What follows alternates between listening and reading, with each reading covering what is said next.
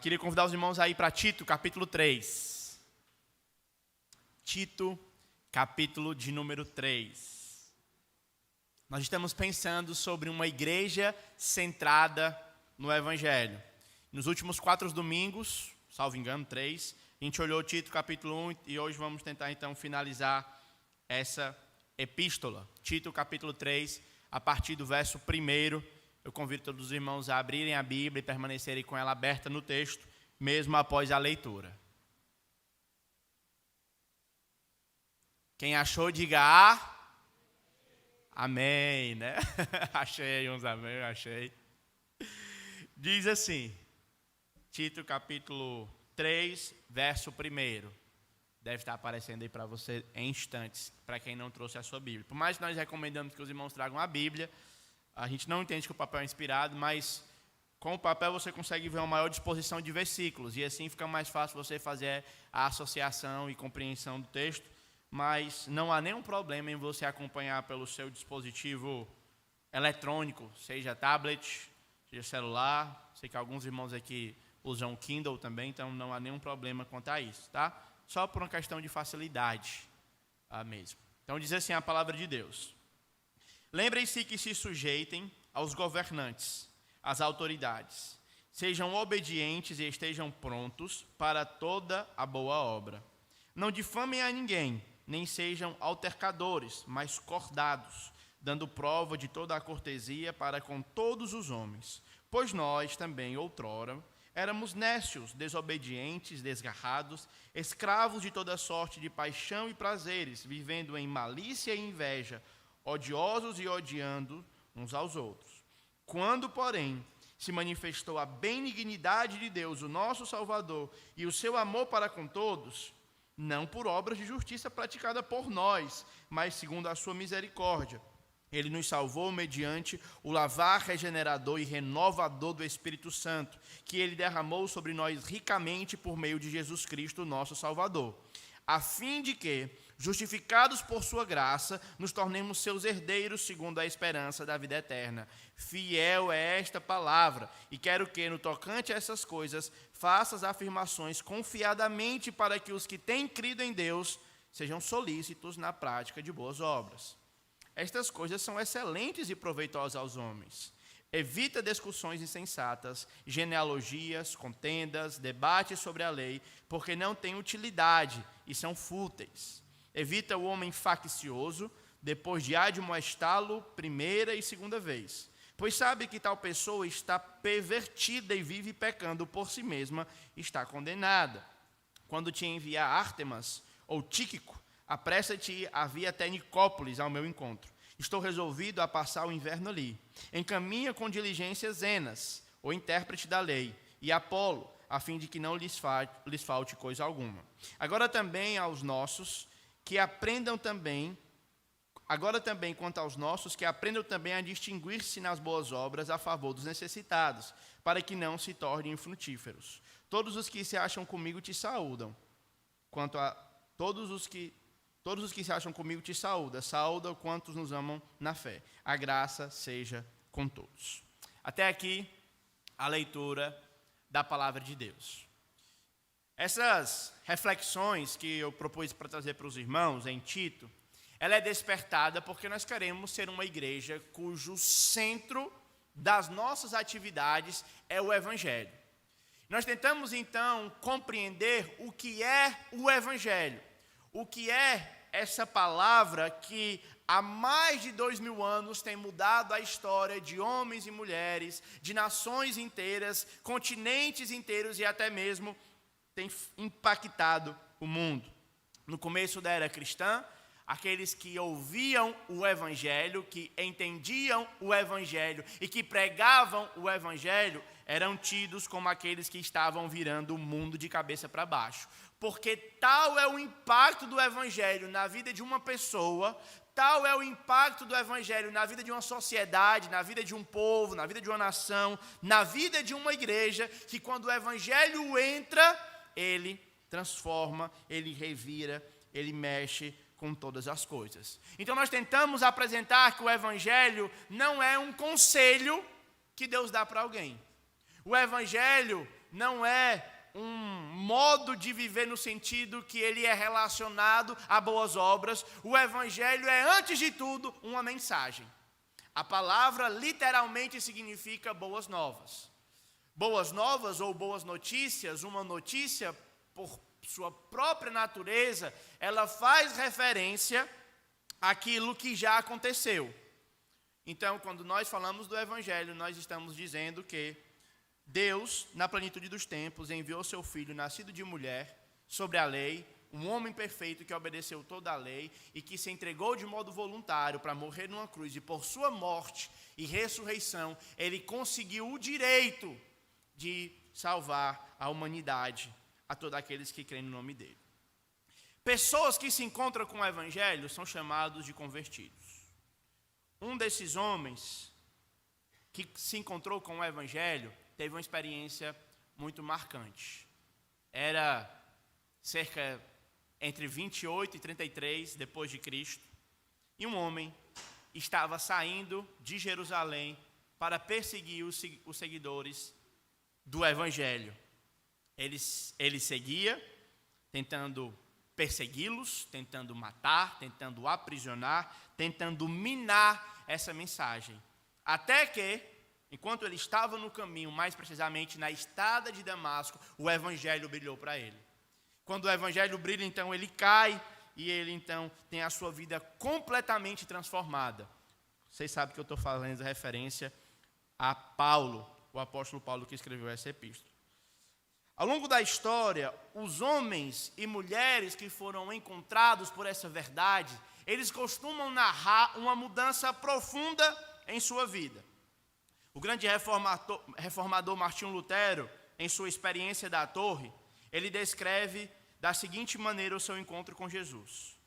Havia concebido, abre aspas, um forte desejo de compreender o que o apóstolo Paulo queria dizer em sua epístola aos Romanos. Mas eu era impedido de entender a mensagem do Evangelho por uma única palavra, uma única frase que se encontrava no capítulo 1. A frase era a seguinte: a justiça de Deus é nele revelada.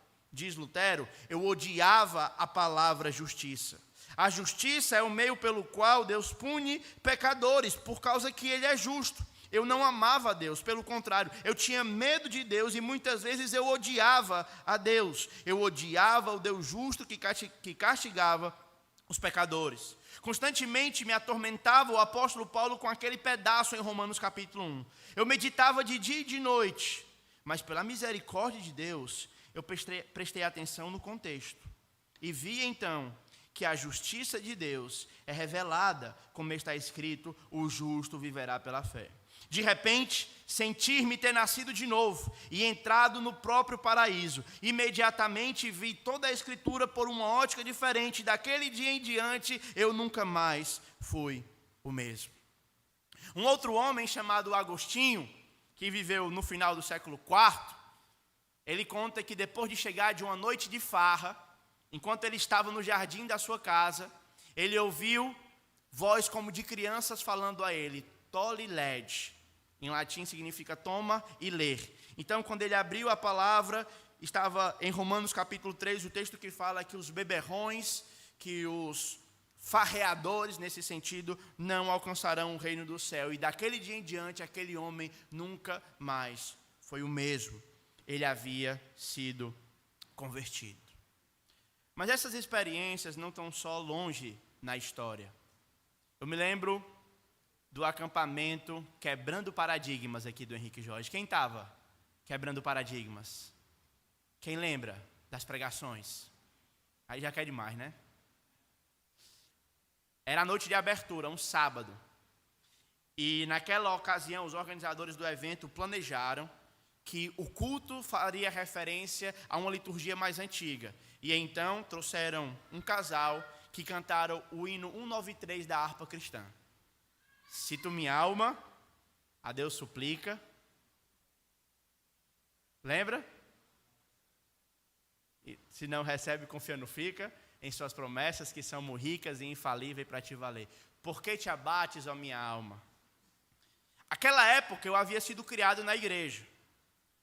Eu conhecia as histórias, eu de alguma forma, frequentava a igreja, fazia orações antes de dormir, orava antes de comer. Mas alguma coisa naquele dia mudou. Ao ouvir aquelas palavras, eu vi que eu não amava Jesus de todo o meu coração e que eu não vivia para Ele. Eu vivia para mim mesmo, para tentar me agradar, para os meus prazeres. E por causa, então, daquela música e o evangelho cantado entrando nos meus ouvidos, eu nunca mais fui o mesmo. Eu me lembro de cair aos prantos e chorar, e chorar. E depois eu mudei toda a minha vida. A forma como eu falava mudou. Aquilo que eu gostava mudou. As pessoas com que eu me relacionava mudaram. As coisas que eu ouvia, tudo aquilo que eu fazia antes, ela foi transformada. O texto que eu quero ler com os irmãos nessa noite mostra como a conversão, ela implica em uma mudança radical de vida. O apóstolo Paulo começa então a descrever, no verso 3, de Tito, capítulo 3, o estado de todo crente. Conversão é primeiramente algo necessário. Não importa se você nasceu na igreja, não importa se você conhece todas as histórias bíblicas, não importa se comparado aos outros do seu entorno, você é uma pessoa boa. Se você não se arrependeu dos seus pecados e confiou única e exclusivamente em Cristo para a sua salvação, você precisa de conversão. O apóstolo Paulo vai descrever então a primeira coisa, por que nós precisamos de conversão. Por que a conversão é uma necessidade? Ele diz então no verso 3, pois nós também outrora éramos nécios, desobedientes, desgarrados, escravos de toda sorte de paixão e de prazeres, vivendo com malícia e inveja, odiosos e odiando-nos uns aos outros. O ponto é que esse texto, em algum momento da sua vida, ele descreve a você. Em um dado momento da sua vida, você foi um nécio, um tolo. Eu fui um tolo. Todos nós fomos tolos. Nós fomos desobedientes, rebeldes, de dura cerviz. E lembra, eu não estou comparando os irmãos com aqueles que estão no seu entorno. Isso é muito fácil, você pode muito bem ser uma pessoa muito boa, se comparado às pessoas da sua família, do seu trabalho, da igreja, se comparado até comigo. O problema é que o padrão de comparação que coloca alguém no estado de bom ou ruim é Cristo. E eu gostaria então de questionar, será que perante Cristo alguém tem a capacidade de dizer para você que você é bom? O testemunho da Escritura é, antes de Cristo nós éramos inimigos do nosso entendimento. Vamos olhar algumas passagens que podem ilustrar isso. Romanos capítulo 3, verso 10.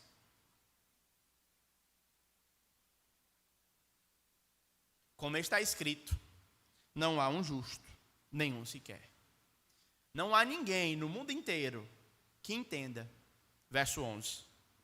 Não há quem busque a Deus. Todos os seres humanos, sem exceção de nenhum, se extraviaram.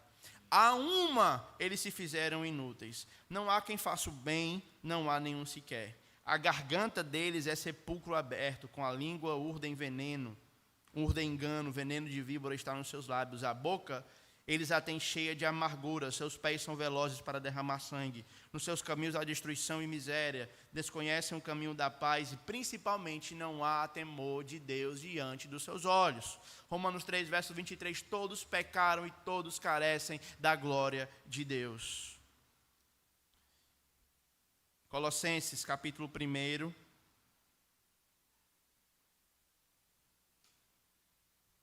verso 21. Colossenses capítulo 1, verso 21. E a vós outros, que também, outrora, ereis estranhos e inimigos no entendimento, por causa de vossas obras malignas. Gálatas capítulo 3. Verso 10.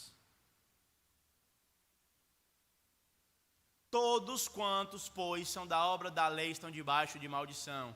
Porque está escrito, maldito todo aquele que não permanece em todas as coisas escritas no livro da lei para praticá-la.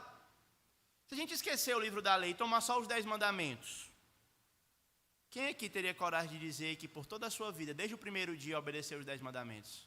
O apóstolo Paulo diz que aquele que desobedece pela única vez, o único dos mandamentos, ele toma para si um lugar de maldição na sua relação com Deus. Todos nós já desobedecemos pais, não é? Todos nós já tivemos ira no nosso coração, já invejamos, já mentimos, já fomos soberbos. Se você olhar com um olhar sincero para dentro de si, você vai ver. Você vai ver que há no homem uma inclinação para fazer o mal. O homem não é neutro. O homem não nasce bom e a sociedade o corrompe. O homem nasce inclinado para o mal e esse é o testemunho da Escritura. Desde a mais tenra idade, a usar um termo bonito, os seres humanos têm um coração duro, têm um coração inclinado para o pecado. Eu sei que falar isso para uma sociedade como a nossa pode ser um pouco difícil, talvez os irmãos viessem para a igreja para ouvir que são bonzinhos, né? Que são o centro do coração de Jesus, coisa nesse sentido. Mas essa verdade, ela não dá para você subsídio do que é a vida cristã. A maior cura, ou a maior forma de tratar, a principal de todas as doenças, é primeiro saber que você está contaminado por ela. Se eu fosse um médico e me colocasse perante você com um exame, dizendo que você tem a mais cruel de todas as doenças e que ela irá lhe matar, eu lesse o exame, o resultado, e dissesse para você que você está bem, que você tem só uma dor na unha, eu seria o mais desgraçado de todos os médicos, porque eu estaria furtando de você a capacidade de você se curar. Efésios capítulo 2, verso 1, diz o seguinte: Ele vos deu vida, quando vocês estavam mortos nos seus delitos e pecados. É nos seus delitos e pecados que vocês andaram, verso 2, outrora. Vocês andaram segundo o curso desse mundo, segundo o príncipe da potestade do ar, que atua nos filhos da desobediência, entre os quais todos nós andamos em outro tempo, segundo as inclinações da nossa carne, fazendo a vontade da nossa carne e dos nossos pensamentos. Éramos por natureza filhos da ira, como também todos os demais homens. Esse é a descrição bíblica que mostra para nós a necessidade que nós temos de conversão. Você não precisa de Jesus, meu irmão e minha irmã, para restaurar o casamento, para curar uma enfermidade, para fazer com que você sinta-se alegre aos domingos. Você precisa de Jesus para que Ele possa lhe perdoar os pecados. Pode ser que ao servir Jesus você sirva e Ele lhe cure. Mas isso não é uma promessa bíblica.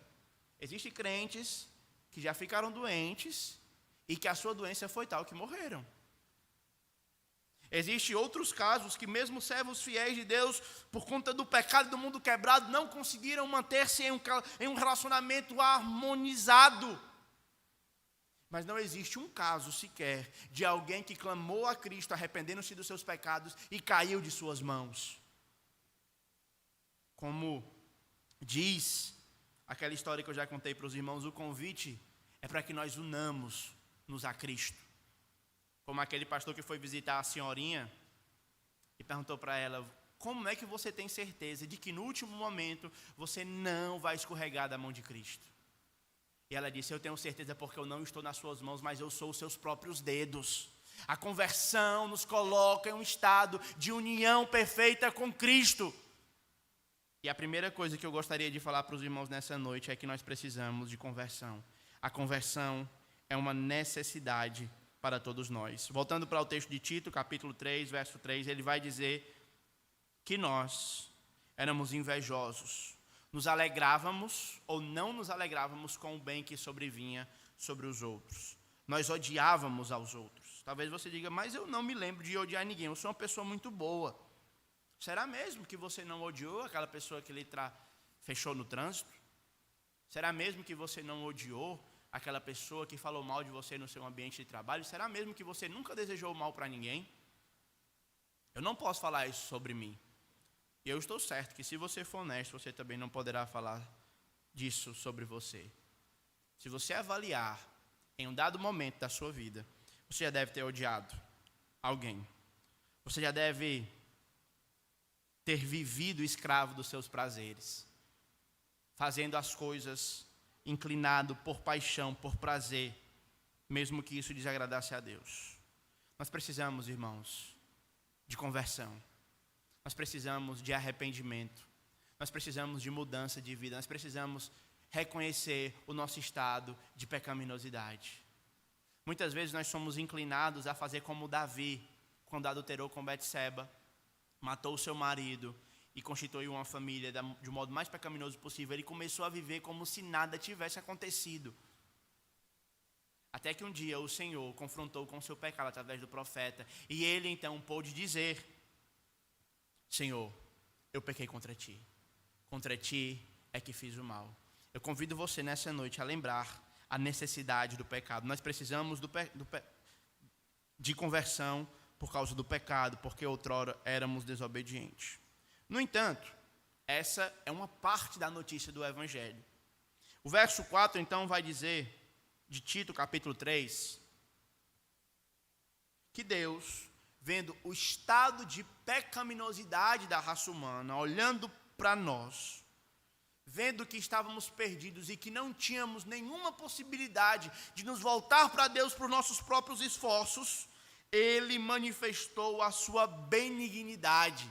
Deus, então, que é justo, que poderia nos condenar de modo perfeito, porque não estava dando para nós algo que não merecíamos, mas de fato que merecíamos, Ele então manifesta e diz: eu sou um Deus bom, eu me manifesto Salvador, e por causa do meu amor, então, eu ofereço para vocês a oportunidade de salvação.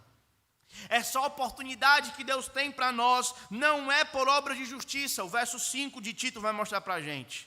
Não há nada que você possa fazer para alcançar ou conquistar a sua salvação. Não adianta você vender tudo o que tem, distribuir entre os pobres, dar o seu corpo para ser queimado, se você não tiver um amor genuíno a Cristo, testificado pelo arrependimento de pecado e a fé. Isso vai ser como um sino que bate, mas não faz barulho. Não serve para nada. Não somos salvos por aquilo que possamos fazer, irmãos. Nós somos salvos por causa da bondade de Deus. Deus prova o seu amor por nós quando Cristo Jesus morreu, quando nós ainda éramos pecadores.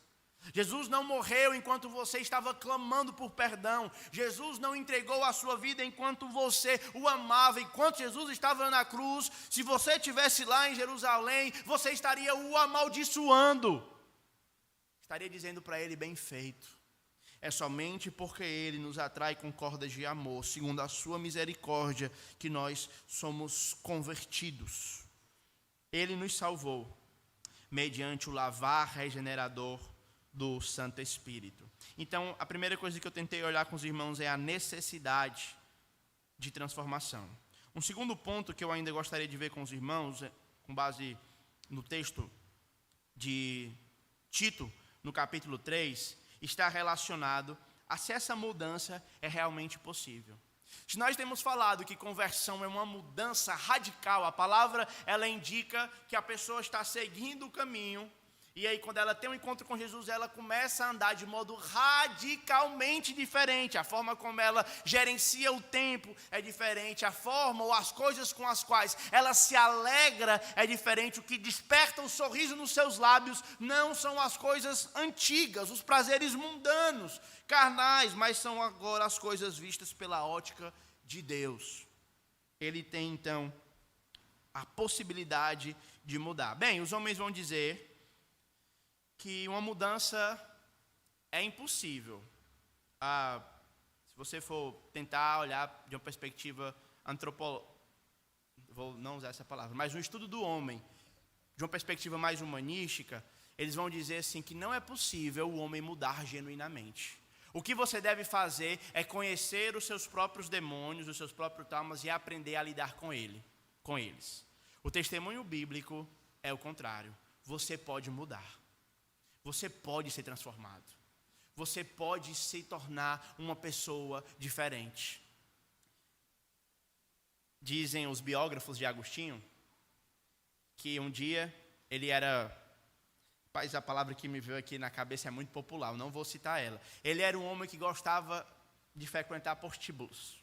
Não é uma palavra popular na minha cabeça, mas eu prefiro poupar os irmãos desta palavra.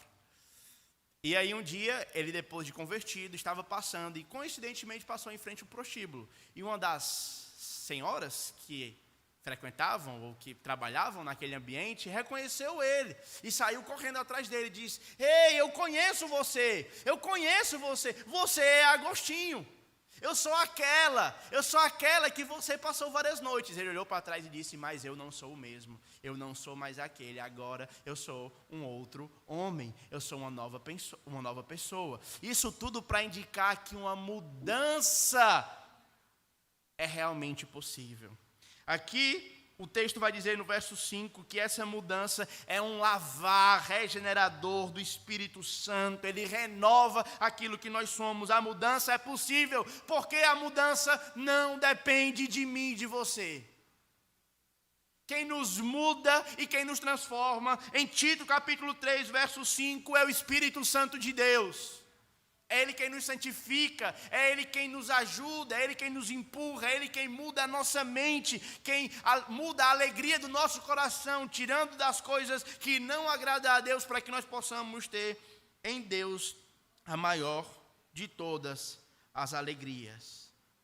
Mudar é possível. Amém?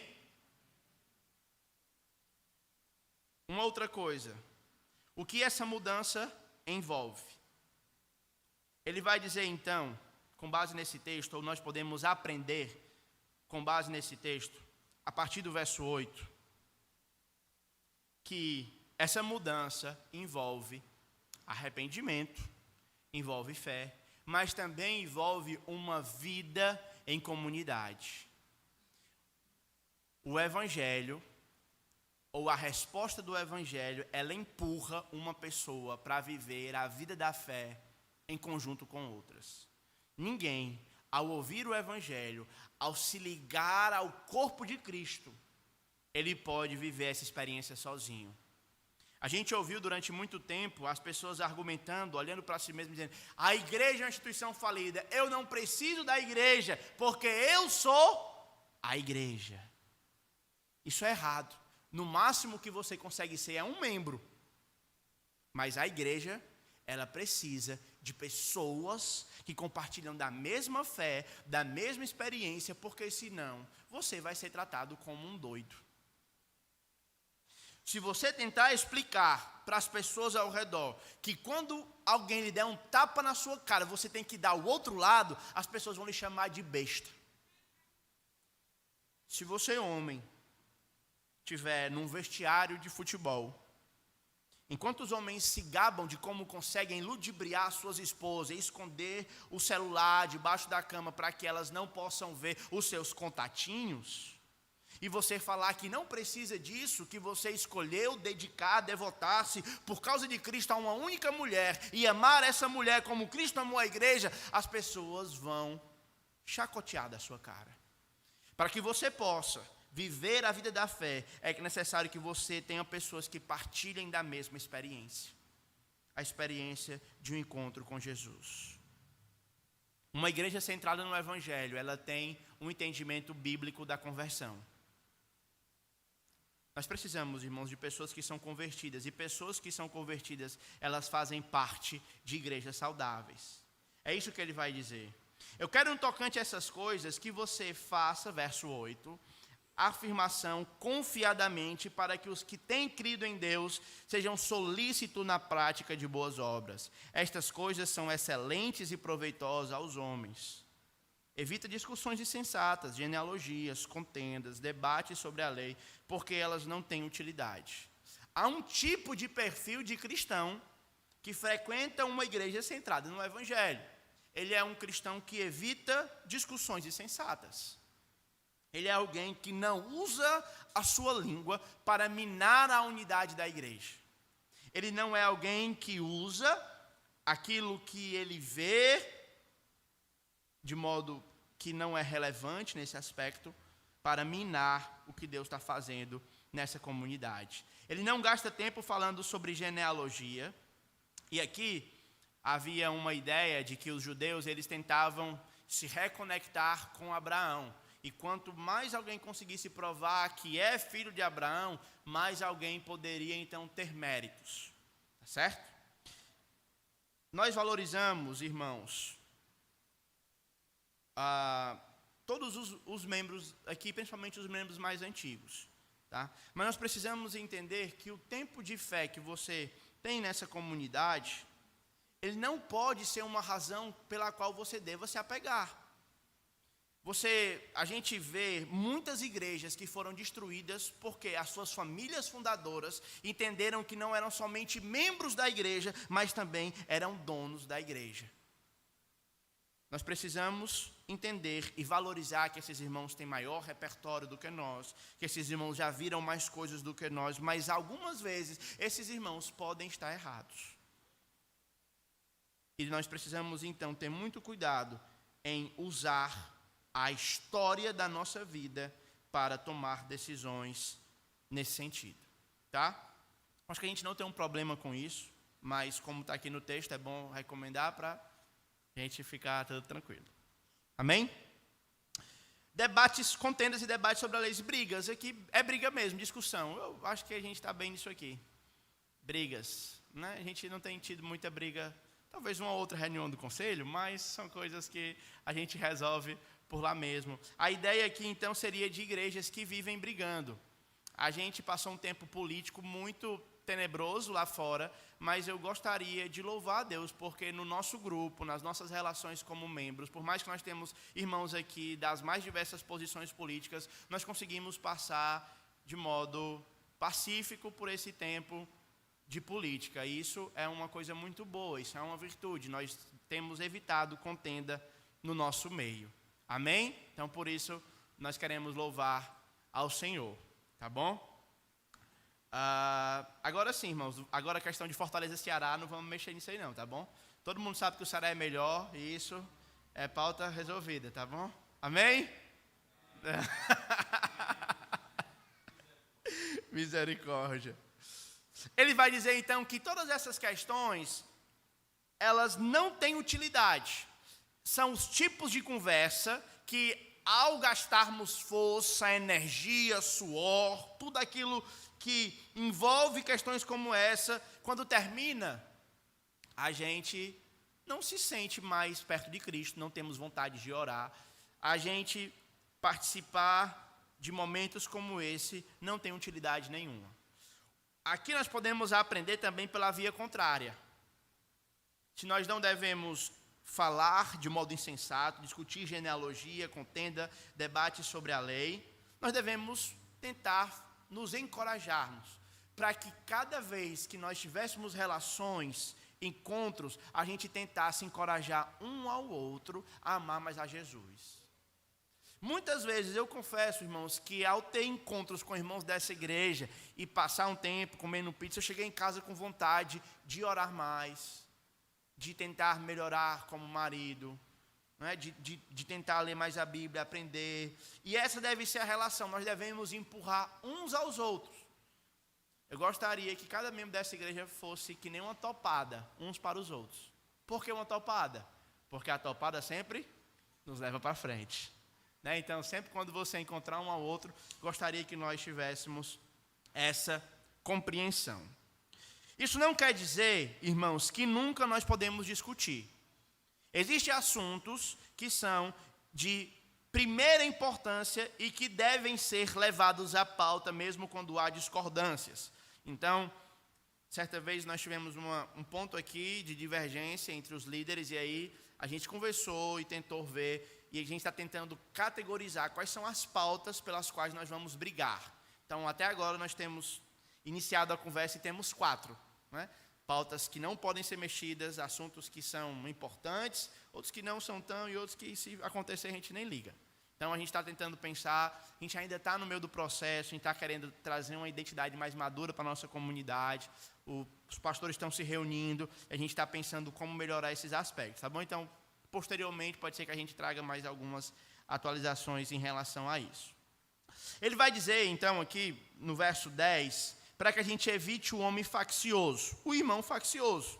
Depois de admoestá-lo a primeira ou a segunda vez, nós então devemos simplesmente esquecer, pois sabes que tal pessoa está pervertida, vive pecando por si mesma e está condenada. A ideia é que pode ser que no nosso meio se insurja alguém que tem a sua mente cauterizada, no sentido de que ele está errado, ele bateu o pé no erro e já foi tentado a repreensão 1, 2 vezes, mas a pessoa não respondeu. Pode ser um homem, pode ser uma mulher, e aí o que a gente faz? A gente ora e esquece. Essa pessoa, ela tomou a sua própria decisão. Tá? Então, para finalizar, nós temos aí o verso 12 ao verso 15. Aqui nós temos uma visão de Paulo, aos seus 62 anos, aproximadamente. Falta 5 anos para ele morrer. E ele sabe que vai morrer. Possivelmente, Paulo, a essa altura, já estava corcunda, porque ele levou muita varada nas suas costas. Possivelmente, Paulo já estava careca. Ele já havia passado por 2 naufrágios. Ele já havia sido escorraçado de Tessalônica. Já havia sido aprisionado em Filipos. Ele já estava, irmãos, baqueado mesmo, assim, numa linguagem bem cansado dos seus labores aqui na terra. Mas uma pergunta interessante é: como é que este homem cansado, depois de ter sofrido tanto pelo Evangelho, ele planeja os seus últimos dias? Quando te envia Ártemas ou Tíquico, apressa-te a vir comigo até Nicópolis, ao meu encontro. Estou resolvido a passar ali o inverno. Encaminha com diligência Zenas, o intérprete da lei e apóstolo, a fim de que não lhes falte coisa alguma. Aqui eu vejo um homem que sofreu muito, que passou por abandono, que passou por muitas privações na igreja, mas ainda assim ele está preocupado em que o evangelho continue avançando. Ele poderia muito bem, rapaz, eu saí da prisão, ele terminou Atos preso, os irmãos lembram, não é? Saí da prisão, agora eu vou descansar, já fiz muito, eu evangelizei a Ásia Menor inteira. Possivelmente Paulo havia ganhado mais de 15 mil pessoas para Cristo.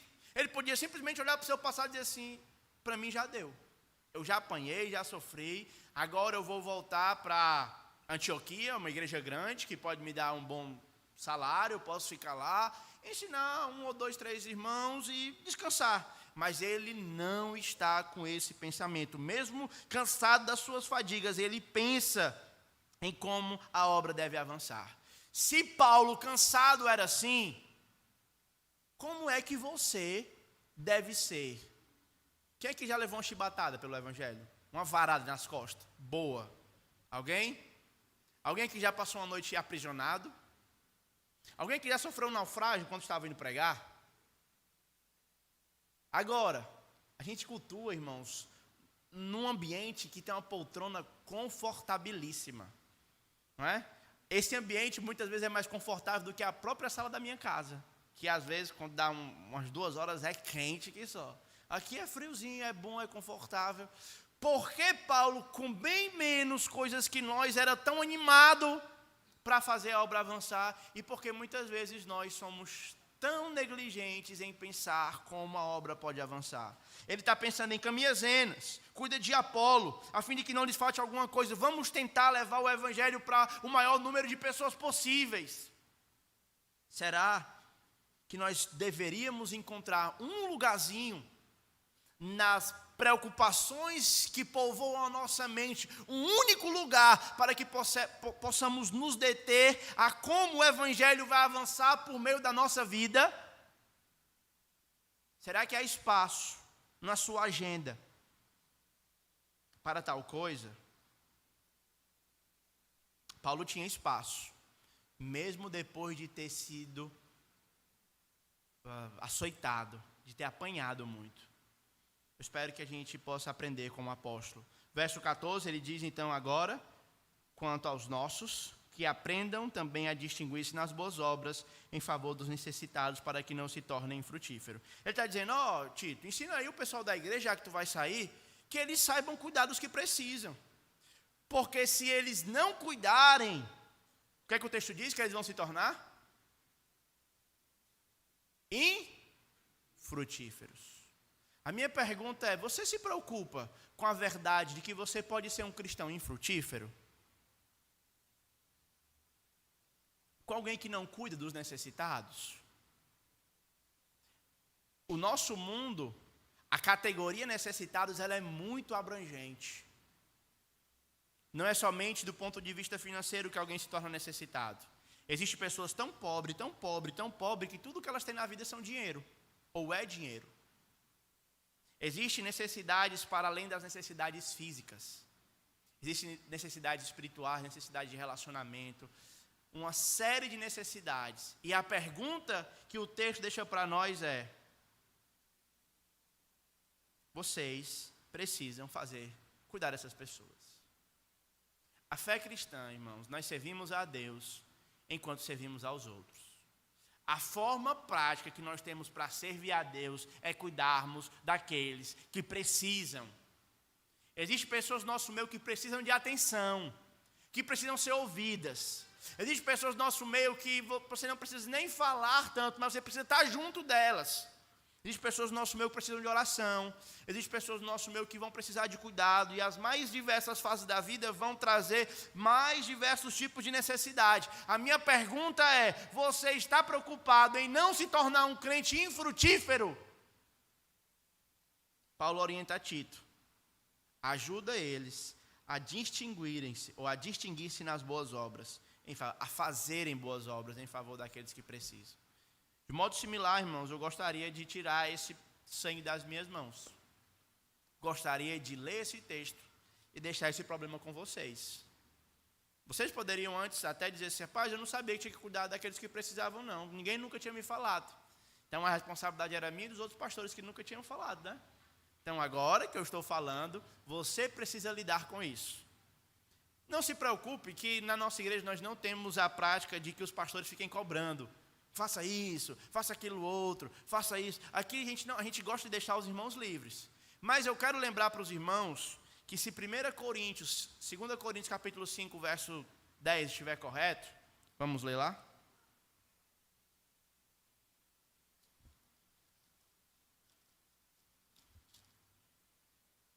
Segunda Coríntios 5, verso 10. Porque importa que todos nós compareçamos perante o tribunal de Cristo, para que cada um receba segundo o bem ou mal que tiver feito por meio do corpo. Então, eu só gostaria de lembrar os irmãos que aqui não é juízo para ser salvo ou para perder a salvação. Aqui são os crentes, vão ser julgados pelos dons que eles receberam. Então, se você fez bem, você vai receber bem. Se receber mal, aí é o que o texto diz.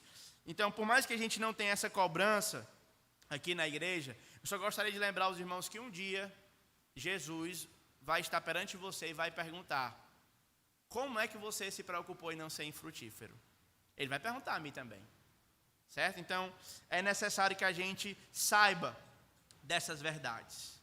Um ponto interessante, irmãos, aqui, é que a gente está tentando fazer o possível para colocar os irmãos, para cuidarem uns dos outros. Pensando, todo dia eu penso em casa, tenho lido em muitos livros, pensado como é que eles fazem lá na China, pensado como é que, para ver o que é que a gente faz. Mas se isso for uma resposta só que vem daqui para aí, eu acho que a gente vai falhar.